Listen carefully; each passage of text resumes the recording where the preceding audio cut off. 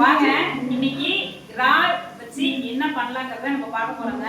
எப்பவுமே வந்து பாத்தீங்கன்னா நம்ம இறால் கிரேவி, இறால் வந்து கிரேவி பண்ணுவோம், அப்படின்னா இறால் தொக்கு பண்ணுவோம், இறால் தோசை தவாவில் போட்டு ஒரு மாதிரி பெருநாப்பில் எடுப்போம், ரெண்டு சில்லி பட் கூட எடுப்போங்க.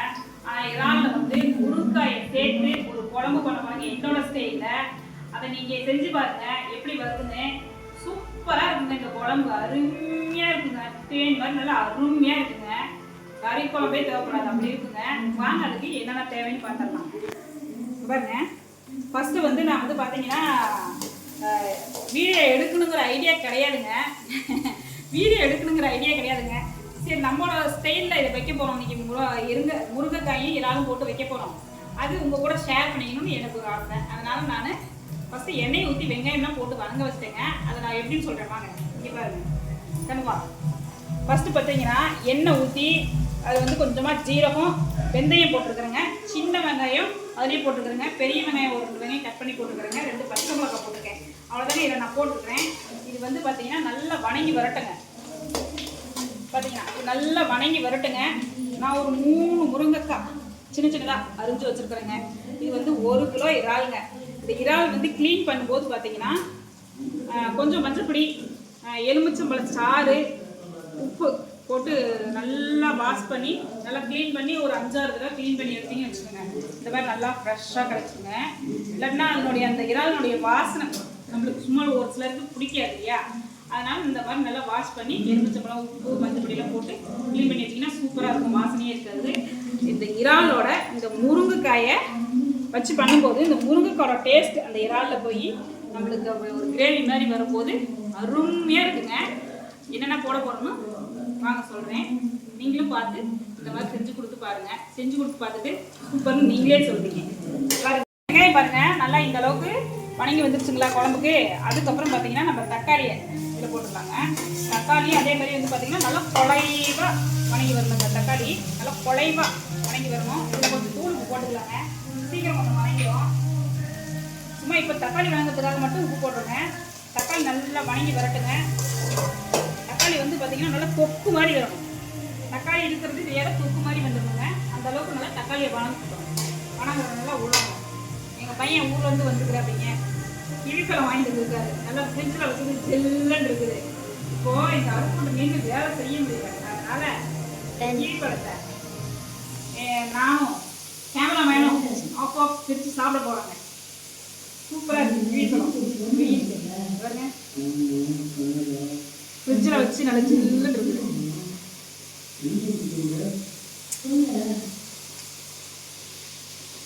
சூப்பராக இருக்குப்பா பழம். தக்காளி பாருங்க, தக்காளி நல்லா பாருங்க நல்லா தொக்கு மாதிரி கொஞ்சம் நல்லா தொக்கு மாதிரி வந்துச்சுங்களா. இப்போ நம்ம இதில் என்ன பண்ண போகிறோம்னா பாருங்க, இஞ்சி பூண்டு பேஸ்ட்டு ஒரு 2 ஸ்பூன் போட்டுக்கலாங்க. இந்த அளவுக்கு போட்டால் போடுங்க. அதுலேயே கொஞ்சம் வரமிளகா பொடி ஒரு ஸ்பூனாட்டம் போட்டுக்கலாங்க. அடுத்து வந்து பார்த்திங்கன்னா அதுலேயே கொஞ்சம் மஞ்சள் பொடி ஒரு சிட்டிக்கை போட்டுக்கலாங்க. ரொம்ப வேண்டாம், ஒரு சிட்டிக்கை மஞ்சள் பொடி போட்டுக்கலாங்க. போட்டு நல்லா இவங்க வணக்கி கொடுப்போங்க. அதுலேயே கொஞ்சம் 1 ஸ்பூன் அளவுக்கு கறி மசாலா கொஞ்சமாக போட்டுக்கலாங்க. போட்டு இப்போது இவங்க நல்லா இந்த எண்ணெயிலேயே தக்காளி தொக்கோட போட்டு நல்லா வணக்கி அந்த எண்ணெய் பிரிஞ்சு வரணுங்க.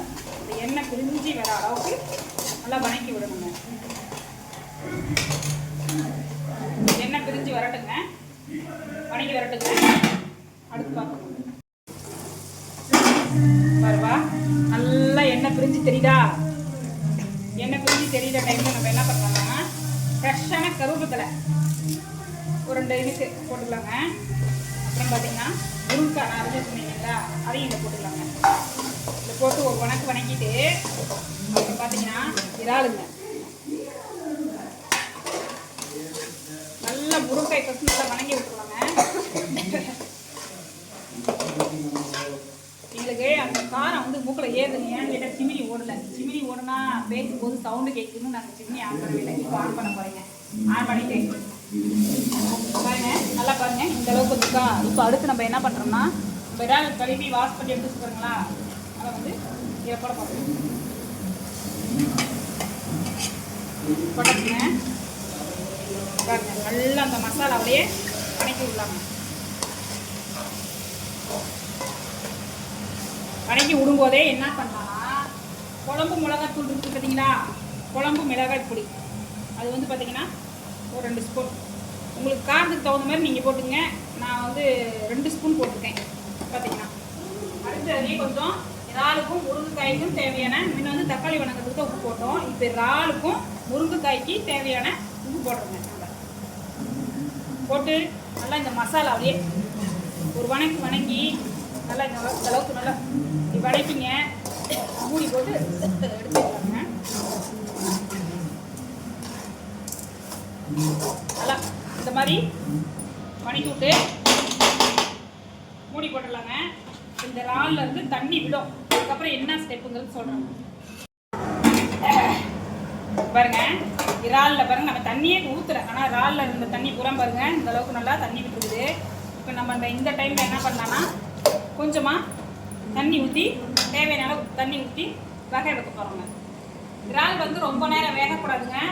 ரொம்ப நேரம் வெந்ததுன்னு வச்சுக்கோங்க, அப்படியே லப்பர் மாதிரி ஆயிடும். ஒரு 10 நிமிஷம் அவ்வளோதான், அதுக்கு மேலே வேக விட வேண்டாங்க. பாருங்க, நான் வந்து அரிசி கலந்த தண்ணி தான் ஊற்ற போகிறேன்.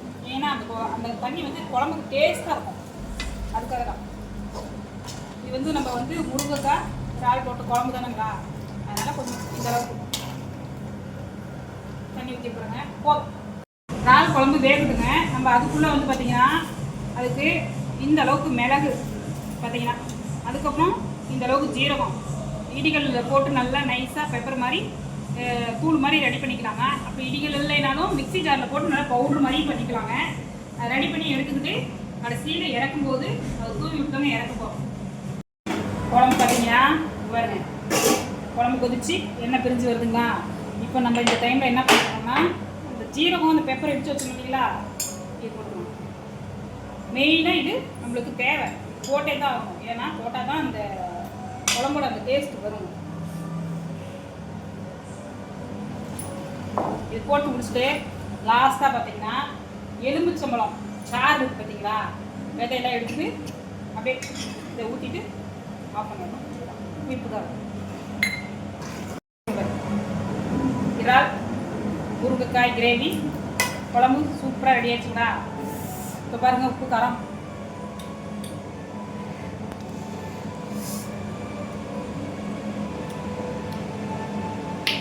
வீடியோக்காக சொல்லுங்கள். சூப்பராக இருக்குதுங்க, உண்மையுமே சூப்பராக இருக்குது. பாருங்க, அதை ஜூம் பண்ணி எடுத்துக்கோ, ஆஃப் பண்ணிட்டோம். ஜூம் பண்ணி எடுத்து இறால் முருங்கைக்காய் குழம்பு ரெடி ஆயிடுச்சுங்களா. பாருங்க, செம்மையாக இருக்குது, சூப்பராக இருக்குது. இந்த மாதிரி நீங்களும் செஞ்சு சாப்பிட்டு பாருங்கள். நல்லா ஜூம் பண்ணிக்கோ.